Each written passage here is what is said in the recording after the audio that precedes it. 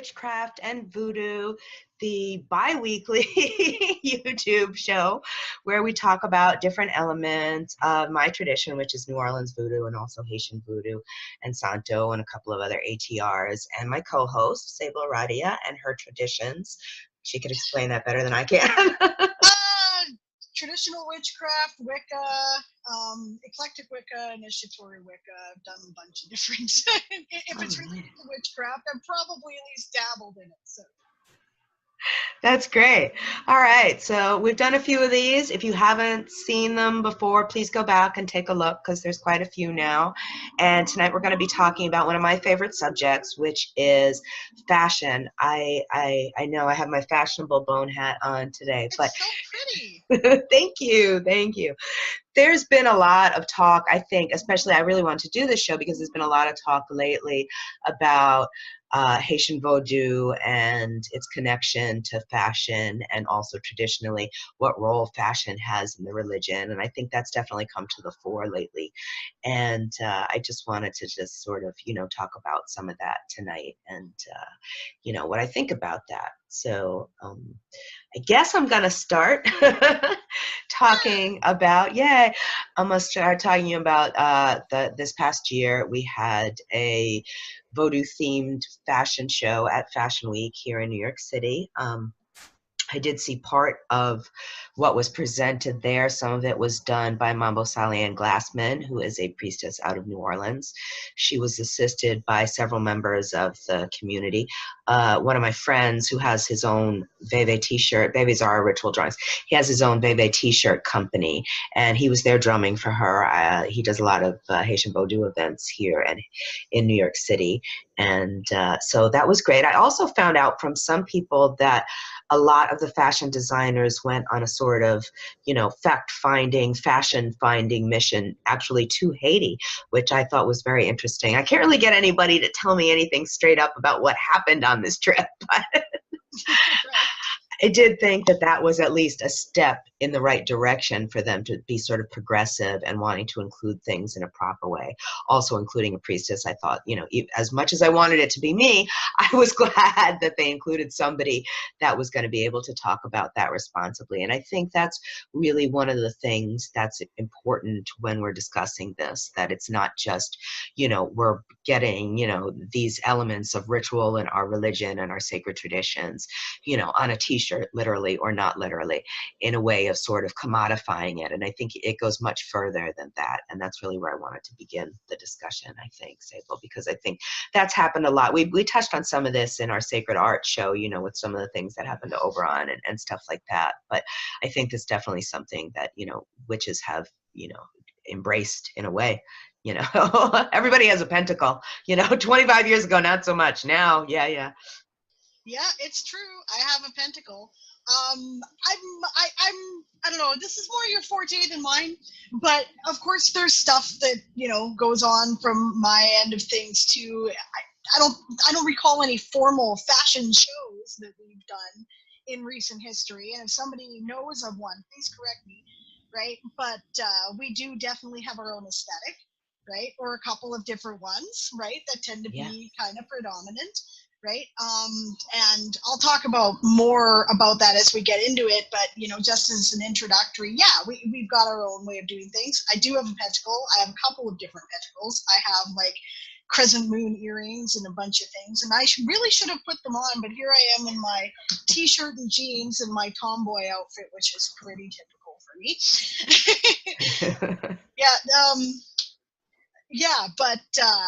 I'll be happy to talk about it. And I don't know, maybe after the show I'll send a couple pictures your way and we'll see if we can work them into the show, the video somehow or something, I guess, right? But if they come up, right? So. Oh, that sounds great. I like that. Even before the Voodoo Fashion show, I was thinking about it a lot. I have a Pinterest board dedicated to, Voodoo Fashion and things like that. And you can't see, I'm going to try and show you. I'm wearing my Alexander McQueen t-shirt. Absolutely. Because I'm a big fan of Alexander McQueen and a lot of what he did was related to some of the more African types of voodoo. He's got a lot of pieces that one of that was named for Legba, I believe, and a couple of other Fawn, African inspired dresses and things like that I felt were really transformational, and in a way, everything that he does is just so moving, it's so visceral, to see it there. If you haven't seen his work, please, run out and do so. He's no longer with us, unfortunately. But some of those pieces that he did create, I thought really spoke to it in a way that went beyond just something that someone was taking from another culture or incorporating from another culture, and really, had a message for him about, and it's especially poignant, since so much of what we talk about has to do with ancestors now that he's passed, but, looking at these things that have to do with death, looking at these things that have to do with transformation through what we put on, through how we sort of, dress ourselves, and this was something that I was thinking about too a lot when I was thinking about this. There's this whole element of masquerade that comes into it. Again, we talk about the sacred ancestor masquerades in back in Africa, in Nigeria, the Egungun masquerades. And then we also have a deity called Oya, who's in charge of masquerades. And I've mentioned her before as sort of a shapeshifter. So we can see this connection between being someone who's shape-shifting over things, across boundaries. It's telling me my internet is unstable. I hope everybody can hear me. My internet is shifting across boundaries. It's masquerading as something else. But I think this is something that we all do. We just recently had Samhain here, and that's also something that's really big in ancestor worship in Haiti. They have Fête Gay Day, which I attended a few of them here in Brooklyn, and they're basically just parties for the dead. And one of my dear friends, Riva Neri Priso, who most people know as a musician, she hosted a Fête Gay Day here as part of her anniversary, and a masquerade ball where everybody was supposed to dress up like Mama Brigitte, and she had a costume contest, and it was just amazing. I just love that more and more of these things are allowed to sort of be out there and open. And I think fashion is one of those ways that we can access this information. We can all sort of have these moments. And I'm not saying, run around, again, culturally appropriate Day of the Dead stuff and walk around like a Lolita kind of face. But there's spaces that people are now creating where we can incorporate these things into our daily life, not just our spiritual practice. Right. Yeah, yeah. Yeah, we also do masquerades. We have a Samhain tradition that a lot of people do, the witches' ball, right? The idea, it's often used as a fundraiser for pagan pride or something like that, as well as a fun occasion to go out and, get your witch on, right? And, sometimes there's themes, right? Masks might be a theme, right? Or in general, you might just put on whatever your complete witchy aesthetic is, right? And there's a couple of different approaches that I find people take, and thinking about it, right? I think it tends to fall into kind of 3 different categories, right? Maybe 4. No. Okay. Well, all right. So there's the whole bones and goth kind of deal, mm-hmm. right? And that's cool, right? We were talking about the Tarot of Bones in our tarot episode. Bones, yes, bones, right?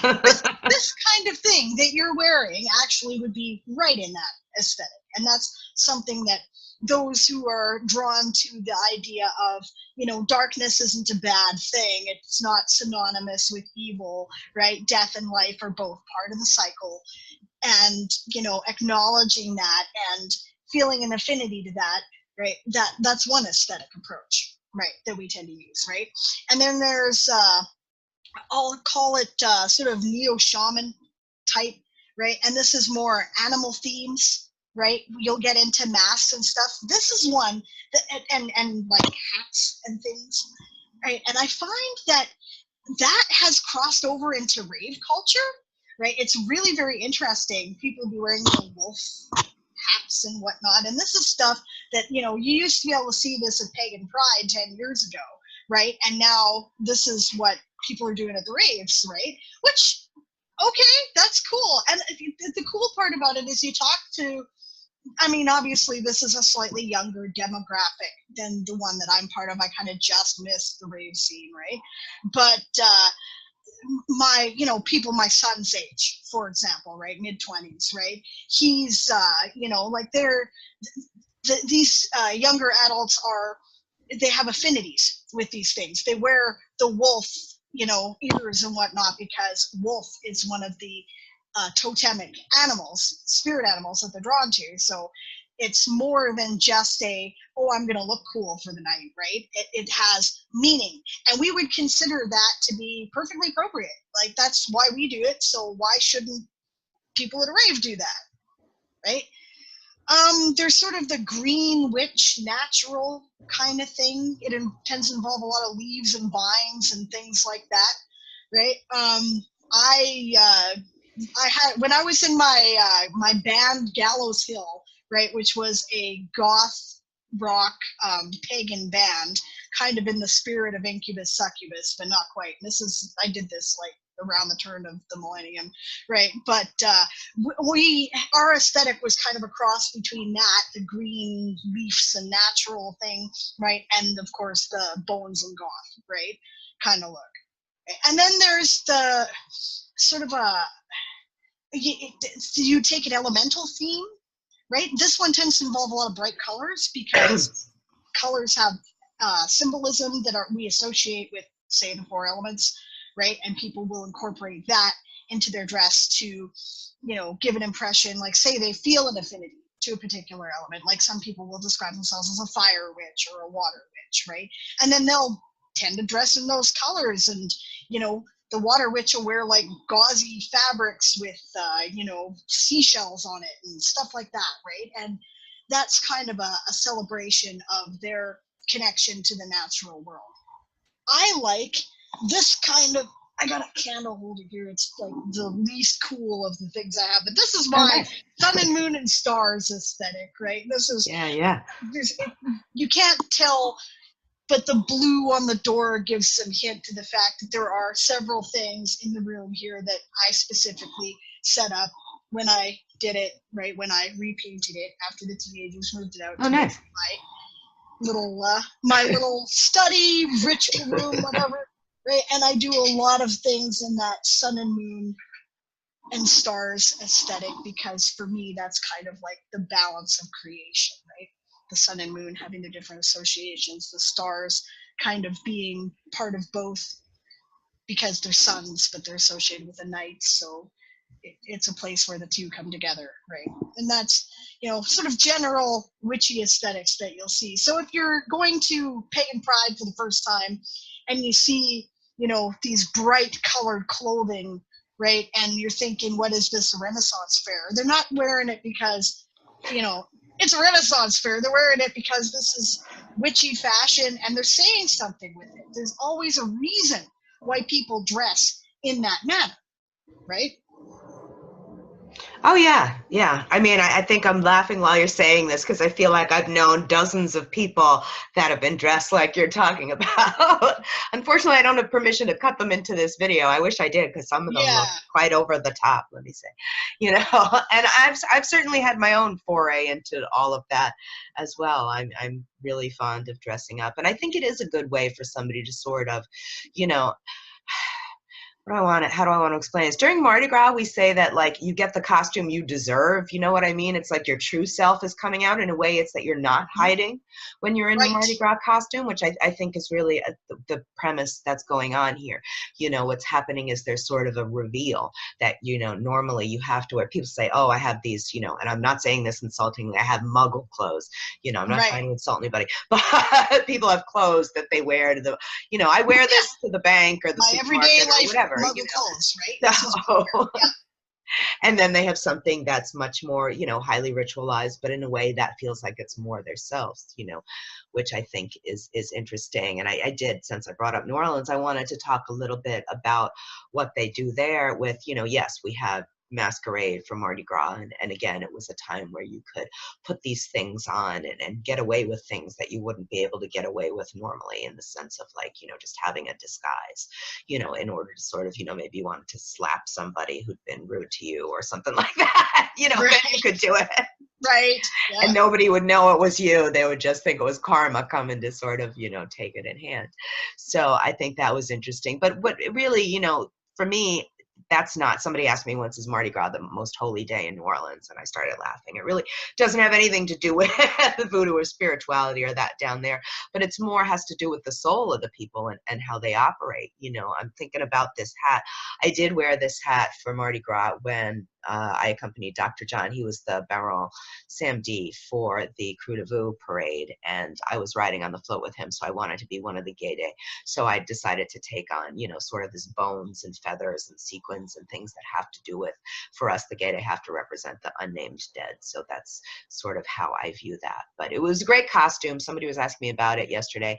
It was inspired from one of his songs. I had, he's got a song called Snake a la Gris. So I had a little snake penis hanging off my skirt, and I had light up testicles on either side of it. It was great. Like, Dr. John just adored it. I wish I had a close up of it. Unfortunately, I just have the like long shot of me. You can't tell really what's going on there, but it was a lot of fun. But in a way, again, it was playing with this cross dressing. It was playing with this lewdness. It was playing with all these themes that do come out in the religion and also sort of get echoed into Mardi Gras. So that's one of the things that, I thought was really important to me.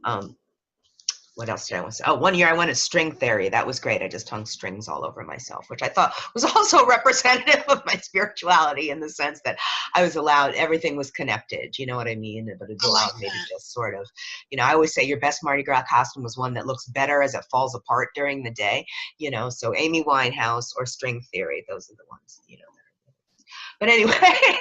No, that's cool. I like that. That's a good idea. It was good. It was good. Yeah. But I did mention before a little bit some of this kind of like incorporation of veves, and a lot of times people, because they are sacred drawings, people do get a little weird about whether or not it's okay to use them as a tattoo. I have a couple of them tattooed on me. Nice. Yeah, thank you. I have a tattoo that is mystical as well. On my back, I have a triple moon, which represents, for those who don't know, the triple aspects of the goddess in Wicca, right? It has a white spiral in it, which spiral is a symbol of, life, death, rebirth, and the cycle of creation and all that sort of thing. Right? And it's got a pentagram over it, a pentacle in the middle of the moon, and then I have the 4 elemental symbols. Right? I actually do have a picture of it somewhere on my blog. I suppose I can turn around and show people, but let's not do that. But yeah, right. And why I did that, because I wanted to carry my sacred symbols with me all the time, right? So and a lot of witches have sacred ink that they get done. I wrote an article about that a couple years ago on Pagan Square, right? And when we did it, right, when I did this tattoo, it was in a ritual space, and we did the whole thing as a ritual. It was really, it was very special to me, right? It was like an ultimate commitment to my path, right?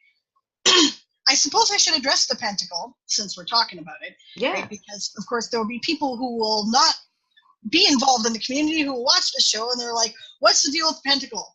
Okay, yes, no, it is not devil worship. Is it Satan? Is it Satan? Yeah, no. No, let's just get that out of the way. Generally, okay, the pentagram and the pentacle are really old symbols. The difference between the two: the pentagram is just the 5-pointed star. The pentacle has a circle. Okay, I wrote an article about this too. Stuff for the show notes, I guess. But okay, it represents a lot of different things, right? It was a really significant point in Pythagorean geometry, right? And those who don't know, Pythagoras was not just the guy who invented geometry math. This was a religious cult at the time. So a lot of occult tradition comes out of that, right? They never tell you that in math class. I don't know why. No. But it represents all of creation. It's the 4 elements plus spirit coming together. That's why the pointy thing is, generally at the top, the point at the top, right? Humanity, because we're built like that, right? In fives, we're shaped like that. It represents the earth element because as the sign of physical creation, it represents the physical realm. It's used as a ritual tool in Wicca, which, I mean, you bless the cakes on it for one thing, it's representing the earth element, right? For the other thing, it's used as kind of a shield, right? To ward off trouble or whatever, right? And generally, when you cast a circle, you draw pentagrams in the four quarters, which are protective but also summoning of the entities that you want to deal with, right? So lots of different things. That's the Reader's Digest TLDR version there, but and it's become really associated with the path of Wicca. So that is why Wiccans tend to wear it.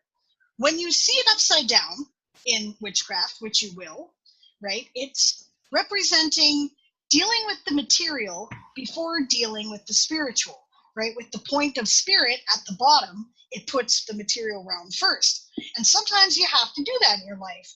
In initiatory Wicca, it's the sign of the second degree, which is the degree at which you're supposed to get your shit together, right? Because, you know, in the first degree, okay, you're taking your step on the path. In the second degree, you got to kind of get your own, you have to get this world together before you can start to really spend time in the other world. And, you know, so you have to, we have beliefs about that, about how all your troubles and you know, personal demons, you know, figuratively, not literally usually, but you know, all the stuff that, you know, your subconscious crap that you haven't dealt with, your personal character flaws, all of this stuff comes up in your second degree and you got to deal with it. So that's what that represents. It can also represent the god of Wicca because it has the general shape of, you know, the goat horns, right? And the horned god is our god of the earth who dies and is reborn. That's why he has horns, because he's of this earth, but he's connected to the spiritual, right? Anyway, that's probably a big long soliloquy, but it's important because people always go, you know, like, and then I blame Hollywood, Yeah. right? Because they're always like, oh, we're summoning demons, we're gonna have the pentagram. Okay, no, the pentagram is to keep demons away. All right, if you're gonna use it in magic, that's what it's for. It's not to call them. All right. Yeah. Yeah, definitely. No, it's Hollywood as always, you know. But I mean, I think you're right. I think there are a lot of really basic things that somebody from outside the tradition wouldn't necessarily know what it was representing. You know, I was thinking about when we did Pagan Pride 2 years ago, my niece came and she was 11 at the time, and she just looked at me and all my godchildren and she said, "Why are all of you guys wearing white when everybody else here is wearing black?" I remember this conversation. Yeah, so you know, I mean, there's this element of, for us, you know, we have ritual whites because it does mean purity and cleanliness, and a lot of times initiations, you will wear ritual whites, and that's, you know, which again, that's not just solely to voodoo. Obviously, there's lots of different traditions that have it that way, but I think it's something that is unusual, especially when you're looking at, you know, a generalized pagan gathering where most people are wearing black, and you know, the practitioners at ATR are wearing white and they have their head covered and things like that, because, you know, no, they're not fashion statements. It has to do with the cleanliness and the purity and the sacredness of the tradition and what that represents for us. And in actually the meaning in, you know, sort of the broader pagan community, the other pagan traditions, right, is that black is supposed to be the way to banish and, you know, disperse negative energies, right? So it's a purity thing too, in a way, right? And it's also about pursuing wisdom, black being the color that you associate with the crone and the sage, right? These are the deities that are psychopomps, right? They walk Mm-hmm. between the worlds, right? So the idea of wearing black is to put yourself in a state where you're balanced between the spiritual and the physical, and you're, you know, dispersing negativity, and you're trying to go within and get more in touch spiritually. So no, it's not, you know, it's not because we all think we look cool in, you know, in black, although, you know, I suppose there is some of that element too, but it does have real spiritual meaning as well. Yeah. Yeah, I think so. All right. Well, we said we were going to keep this short, so we're going to keep it short this week. Wow, that sure went fast, didn't it? Amazing. I know, I know. I did want to mention. Yeah, What? no, go ahead. I did want to mention one last thing. I have a friend. She makes these lovely Veve bags. So I have one here. Her name is Mahalia Steins. I did a little short YouTube piece about her. And I also did something on the blog, Voodoo Universe, which is on Pathos. So if you want to find her or find out more about her and her art, which is basically textile art and things like that, a lot of them do incorporate Veves and other ritual symbols. Check that out.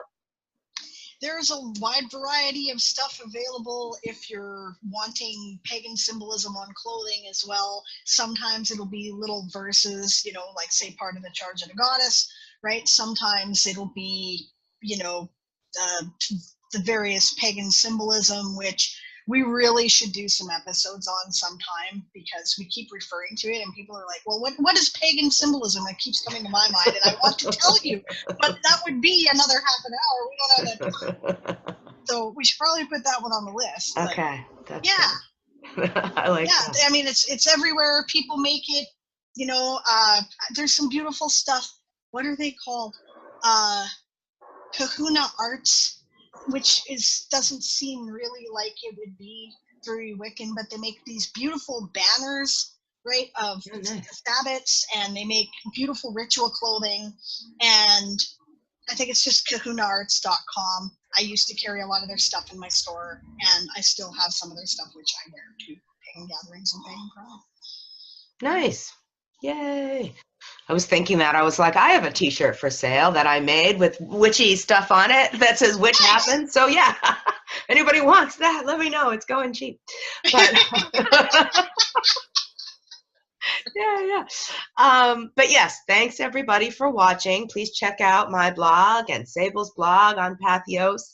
It's hard to spell, P-A-T-H-E-O-S. Yay, I spelled it right. And you can actually find, I think, the links in the description, in the closing sequence. Oh yes. You've got to pause the video though because it does go by too fast. Sorry. Yes. It does. You can. It's there. Right. So yeah, subscribe to both our channels because there's two separate channels. That way you won't miss anything. That's right. And like, comment, all those wonderful good things. And we'll see you again in 2 weeks, hopefully. Yeah. Bye, everybody. Bye. Stay fashionable.